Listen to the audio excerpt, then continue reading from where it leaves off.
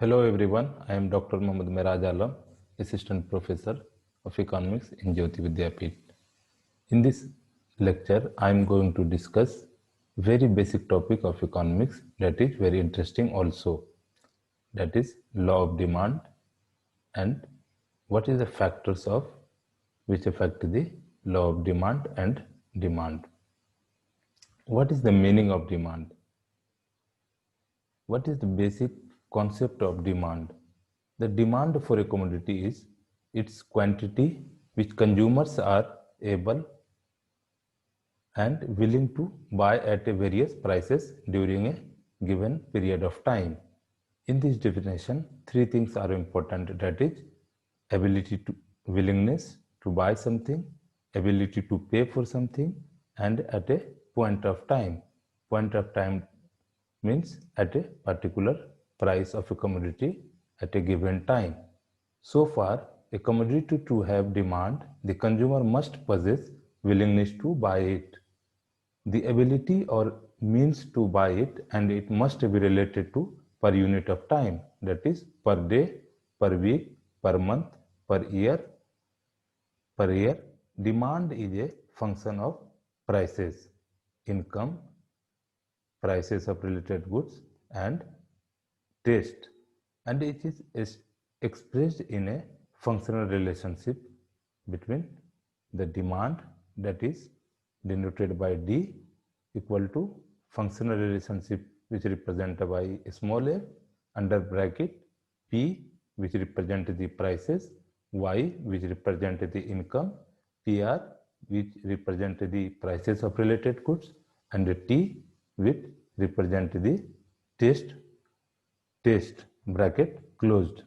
When income of a related goods and tastes are given, the demand function is D equal to small f under bracket P. That means demand is a function of price. The other factors, the other things remaining unchanged. It shows a quantities of a commodity purchased at a given prices. In the Marshallian's analysis, the other determinants of the demand are taken as a given and a constant. That means it is unchanged. There are various determinants of demand which determine the prices of a commodity. In the Marshallian analysis, only prices taken into the consideration. The other determinant such as income, taste are taken to be constant. There are number of factors which determine the demand. The factors which determine the level of demand for any commodity are the following. Number one is prices. The higher the prices of a commodity, the lower the quantity demanded. The lower the prices, the higher the quantity demanded.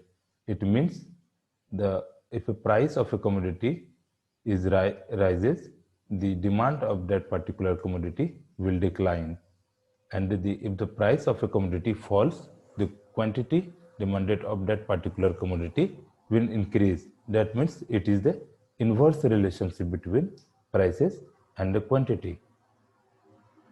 The second factor which affects the demand is the prices of the other commodities. There are three types of commodities in this context. Number one, substitutes. Substitute goods, complementary goods, and unrelated goods. Goods means commodities. Substitute goods are also known as related goods, such as tea and coffee. If a rise or fall in the price of a one commodity leads to an increase or decline in the demand for another commodity, the two commodities are said to be substitutes. In other words, substitutes are those commodities which satisfy similar wants, such as tea and coffee. If the prices of a coffee falls, the demand for a coffee rises, which brings a fall in the demand for tea, because the consumers of tea shift their demand to coffee, which has become cheaper. On the other hand, if the prices of a coffee rises, its demand will fall. but the demand for a tea will rises because the consumers of a coffee will shift their demand to the tea. The second good is the complementary commodities, complementary goods. Complementary goods are related, those complementary goods commodities are those commodities which are jointly demanded, such as car and petrol, toothbrush and paste.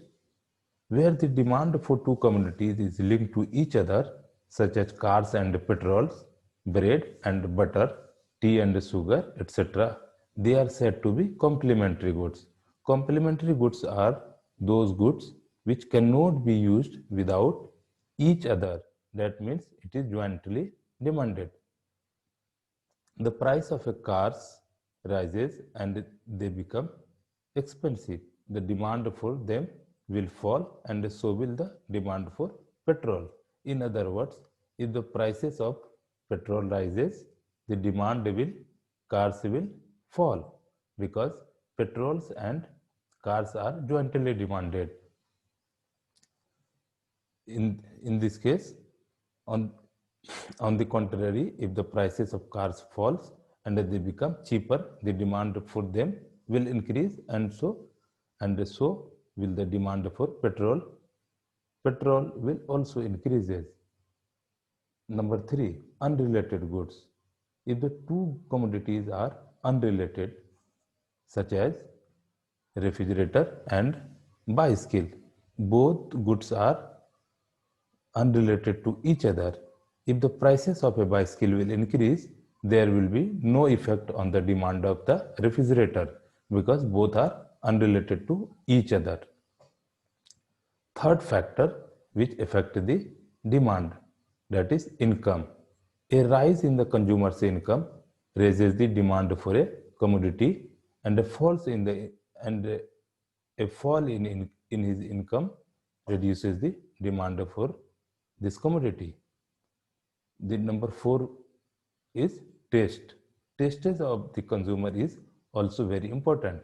When there is a change in the taste of a consumer in favor of a commodity due to fashion or other things, its demand will rise with no changes in its prices. In the prices of other commodities and in the income of the consumer. On the other hand, a change in taste against a commodity leads to a fall in its demand. Other factor affecting the demand remaining unchanged. Now we will discuss the demand curve.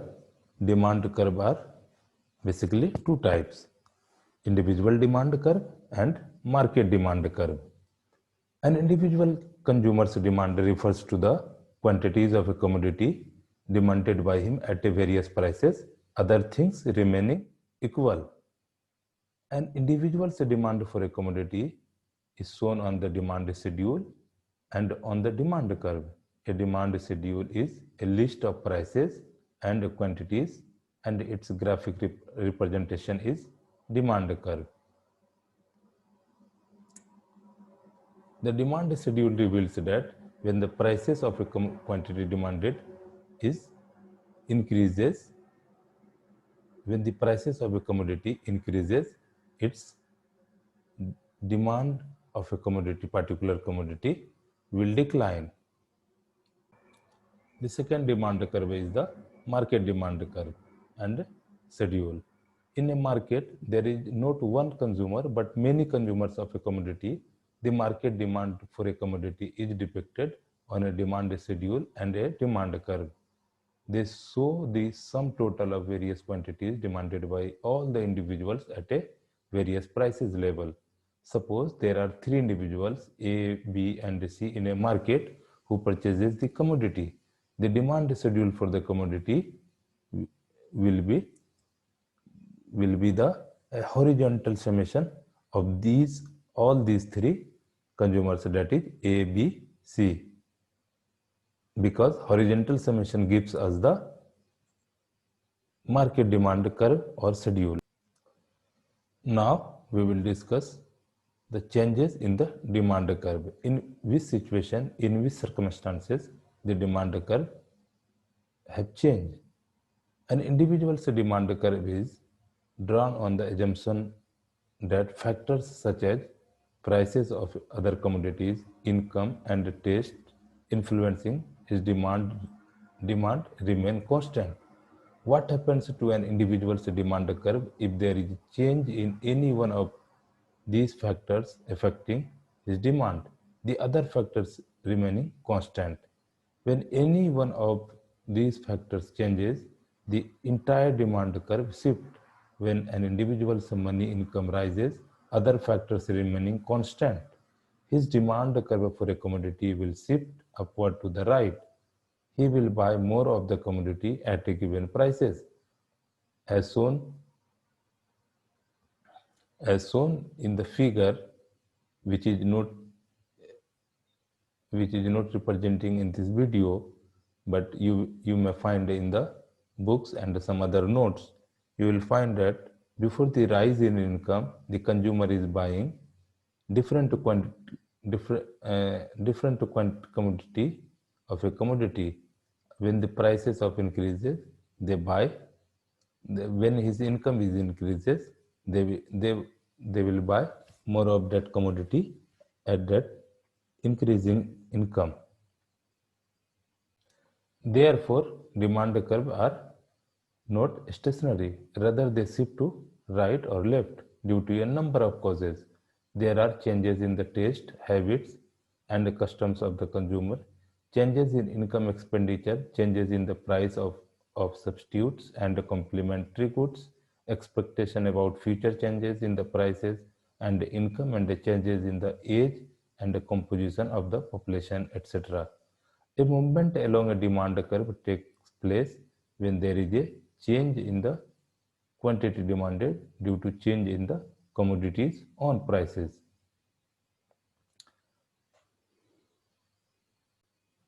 Now let's discuss law of demand. What is the law of demand? The law of demand expresses a relationship between the quantity demanded and its prices. It may be defined in Marshall's own word as the under bracket under inverted comma, the amount demanded increases with a fall in prices and diminishes with a rise in prices. Thus, it expresses an inverse relationship between prices and demand, price and demand. The law refers to the direction in which quantity demanded changes with a change in prices, with a change in the prices. It is represented by the slope of the demand curve, which is normally negative throughout its length. The inverse price demand relationship is based on other things remaining unchanged. This phrase points towards certain important assumptions on which this law is based. That means law of demand is based certain assumptions. The assumptions are the other factors which affect the demand except the prices is remaining unchanged. Sometimes it is written as ceteris paribus, sometimes it is written as same. In this case, the law of demand which represents the inverse relationship between prices and quantity demanded tells us that only prices are variable, other factors are remaining unchanged. The law of demand refers to the direction in which quantity demanded changes with a change in the prices. On the figure, it's represented by the slope of the demand curve, which is normally negative throughout its length. Its assumption, these assumptions are, as I told you, that law of demand is based on the certain assumptions. The assumptions are there is no change in the tastes and preferences of the consumer. The second assumption is the income of the consumer remain constant. There is no change in custom And fourth assumption is the commodity to be used should not confer distinction on the consumer. Fifth assumption is there should not be any substitute of the commodity, and there should not be any change in the prices of the other product. There should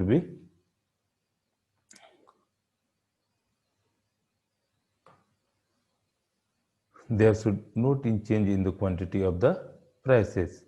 The habits of the consumer should remain unchanged.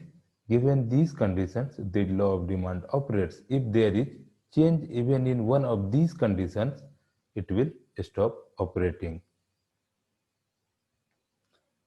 Now, I will stop here. In next session of the video classes, we will discuss causes of downward sloping demand curve. Thank you.